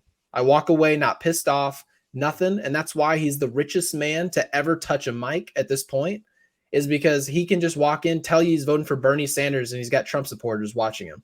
Yeah, people crave raw, real, unpolished because we've been getting a lot of bullshit and lies steadily over the last few years. So it's almost like at this point, like I don't trust anyone who sounds too polished. I don't trust anybody wearing a suit on a high paid network making like lots more money. Yeah, like right now, obviously Disney is going through a huge thing. We're seeing all this backlash against Disney, and some people are like, oh well, Disney, look how big they are, they can never fail. Look at the fall of ESPN. Right. Like not only in terms of how many people are watching, but just the respect. There was a time 10, 15 years ago, that was my routine. I would listen to Mike and Mike or watch Mike and Mike in the morning. Yep. I'd listen or watch every single show that I could throughout the day. I'd get home, I'd turn it on, watch Around the Horn, PTI, then Sports Center over and over and over again. Even if I wasn't necessarily paying attention all the time, I had it on. That was the routine. That's what you did. But they have made it so unwatchable at this point because it's no longer about sports. You know, it's about this agenda. So even the king, ESPN, that no one ever thought could be toppled, even when Fox Sports came along, you know, no one really thought that ESPN could be toppled. All of a sudden, they're bleeding and they are hurting. Yeah. I'm going to take a couple of super chats from Nate. Thanks for the show, Chrissy, Gary, and Geno. This is before you came on, Kyle. And Pet 6 for me. Thank you, Nate. White Nubian. Gary, how many chicks do you think Jeter got with? Oh, I started that because it was a fun question. When I was in town, I mean, I was like 12 or 13 years old. He was dating Jessica Alba. But, I mean, hell, if I look like Derek Jeter, I mean, I don't know. Date I mean, what would you be doing if you're the shortstop of the Yankees, you're single? I mean, what are you doing? You know? He did the Jeter did the gift basket in the NDAs, right? Yeah, yep. Yeah, any athlete that's not dealing with NDAs is a moron at this point. And I know, like, it can be taken advantage of and all that, but, you know, if used properly, NDAs are the best thing you could ever do, because the last thing you want is a bunch of people hopping on some Barstool podcast or somebody else. And I slept with that dude. I'm like, dude, are you guys not just upset that anyone's sitting there talking about your personal life? It's like, yeah, maybe if this was some famous person, but this is some random bimbo that they found on the side of the road that's got a story about you. Are you kidding me? It's like when that Instagram model that Antonio Brown fucked in that hotel during COVID. Like, then she's just going out and being like, oh, yeah, you know, he had a hard time getting hard, blah, blah, blah, and all that stuff. No. It's like, you don't want that stuff. So Jeter had an image to protect. He knew very much what his image was. So he'd bring a chick home. She'd sign an NDA, and they'd leave in the morning with a nice basket of autographed memorabilia from Derek Jeter. Yeah, I'll keep quiet for a basket. I mean, could you imagine if I went on a show talking about my experiences? Who in the world? I mean, what are we doing? This is such a weird process. We're so involved in stuff that just people have no business being involved in. But yeah, it's a quick way. It's a quick way, and like, unfortunately, a certain type of woman is gonna be tempted to do this. But it, like, talking about sleeping with a celebrity or whatever, any kind of famous person, it's a very quick way to get notoriety and attention and clout, and it's just you got to watch out for that. With the more you have to protect. The Front Porch Conservative, thanks for the super chat. Evening all. If you could put in one rule change to make the game better, what would it be? Also, could old school managers like Billy Martin win today? Billy Martin would not be hired here. Billy Martin, and that's the thing, is I'm surprised the Mets went with Buck Showalter, and that was a great hire. Because old school, and people think I'm anti-analytics. I like to poke fun at the analytics guys and being nerdy. But at the same time, analytics do have a role in the game. It's the reason you see the shift. It's the reason the shift's working. And all these analytics, a lot of them do work. But at the same time, you need an old school manager to get in someone's face and be like, quit walking down the line. Sometimes analytics will steer you one way, and then you can put your hand on the wheel with common sense and right the ship. And that's just not what Billy Martin would have done. It's what Buck Showalter would do. And that's why Joe Girardi was fired from the Yankees and they hired Aaron Boone, is because Aaron Boone would sit there and go, yep, yep. And that's the gist of it. So Billy Martin could win today, but he needs the right owner. Okay. And what would be your one rule? Oh, shoot. That's tough. I would undo all the rule changes they've made in the past 5 years personally. It's great. But like one rule, you know what? I'm all about, player safety and everything. I hate the catcher blocking the plate stuff. It causes like so many issues and like debates over, oh, well, was he out of the baseline? Was he providing a lane? Was this dirty? Was it not? I kind of miss the old days where there's a play at the plate. There's a play at the plate, bottom line. And of course, when you got an MVP in Buster Posey that gets his leg fucked up the way he did. Yeah. It's kind of like what they did with Tom Brady when he got injured. That's why those rule changes were implemented. And I get it. But at the same time, it kind of changes things like that at home. And it causes a lot of controversy and officials having to, or like umpires having to make judgment-based decisions about like split-second things. I do not like that. It's such a made-up rule. They have no clue how to apply it. It's a joke. And I think the rule I would change is a rule that I've heard from a lot of players that they just don't like is the drop third strike rule. And ultimately, the hitter can just swing and miss 3 times. I don't really have an opinion on it one way or the other. But my goodness, it's so dumb. I mean, you'll swing and miss 3 times. The catcher will drop the ball. And the hitter gets to look back and go, oh, shit, he didn't catch the ball. And just starts running to first base. I'm like, you have no business on first base. I remember being in high school, I'd reach base that way. And I'm like, this is such a joke. So I would love to see that rule gone. I'd get rid of the instant replay. I would. I've had it. It's ruining sports. It's infecting everything. And what they do in baseball now, where, oh my God, look, in the old days, if I go to steal second and the catcher makes a perfect throw and they sweep tag, I don't care if I get my finger in there beforehand by a split second. The ump says you're out, you're out. And I've had it with these guys I'd also, the rule change is you can't play if you don't know how to slide. You're a grown man and people don't know how to slide into second base. It's excruciating to watch. And the instant replay rule where now their foot pops up and they keep the tag on it.